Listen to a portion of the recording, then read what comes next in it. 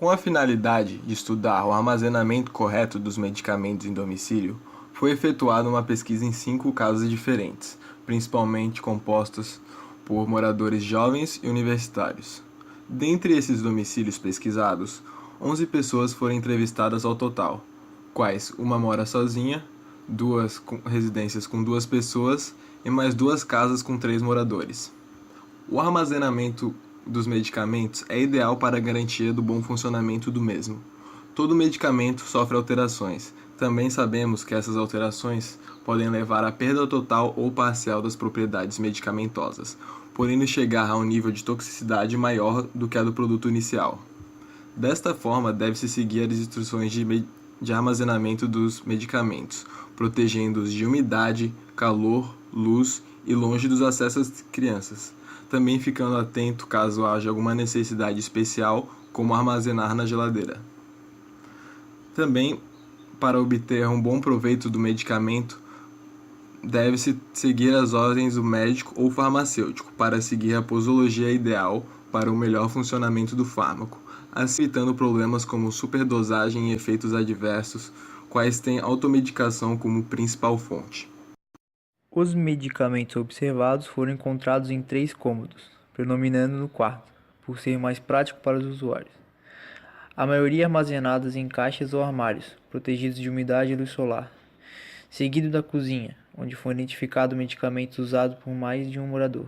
E por último, no banheiro, local não recomendado para o armazenamento pela sua elevada umidade, podendo alterar sua composição química, sendo capaz de causar efeitos indesejados no paciente.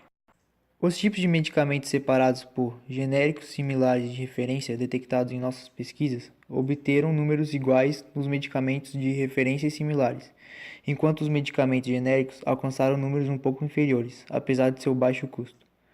Muitos medicamentos não possuem uma forma genérica, prevalecendo a compra dos de referências similares, por serem mais recomendados por médicos e farmacêuticos.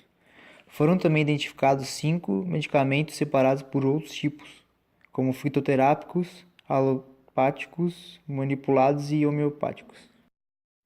Desde a década de 90, está regulamentada a existência de classificação de medicamentos segundo seu grau de risco, como a centagem, isento de prescrição, apresentando pouco risco e efeitos colaterais, sendo mais fácil sua aquisição, representando em nossas pesquisas 47% dos medicamentos, seguido pelas taxas vermelhas sem retenção de receita, identificando os medicamentos vendidos mediante a apresentação de receita.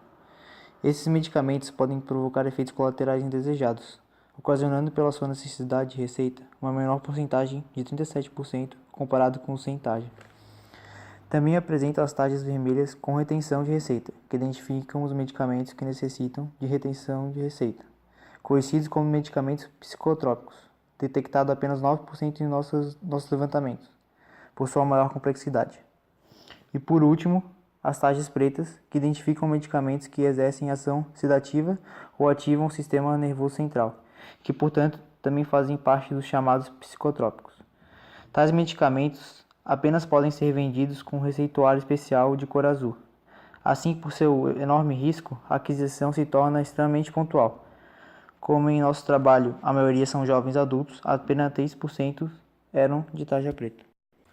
No que diz respeito à classificação dos medicamentos, a classe mais encontrada foi a dos analgésicos, que diminuem ou interrompem as vias de transmissão nervosa, reduzindo a percepção de dor.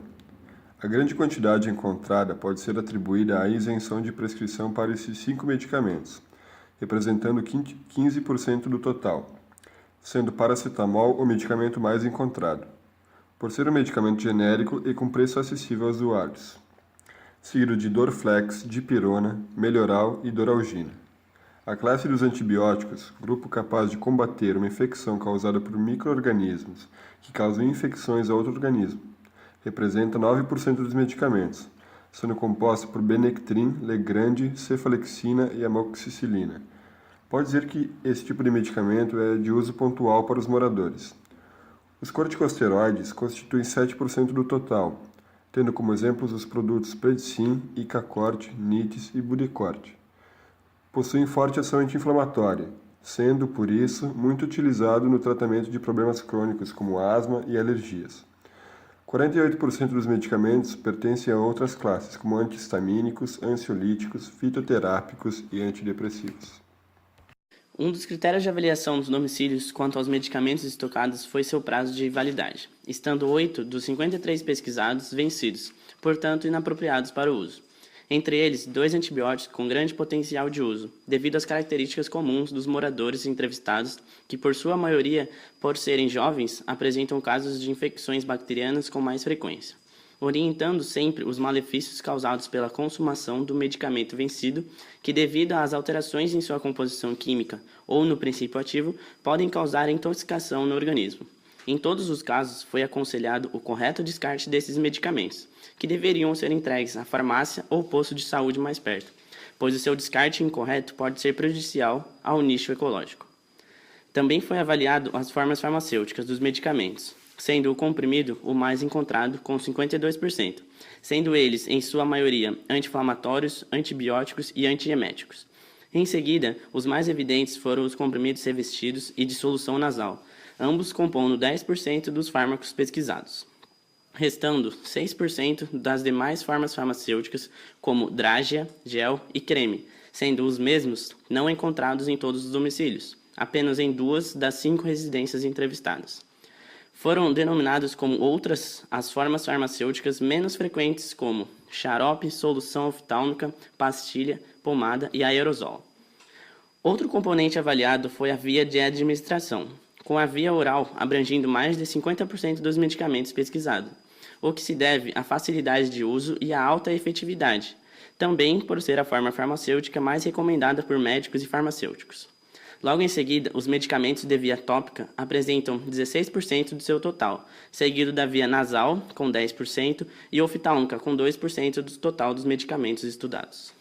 A pesquisa tem como objetivo principal analisar a farmácia caseira das 5 residências pesquisadas, já que esse é um hábito comum entre a população em geral. Armazenam normalmente medicamentos de precaução, uso contínuo ou momentâneo, o que é uma prática muito importante e que deve ser feita com responsabilidade, para que sempre haja a manutenção e perfeita armazenação de seus compostos.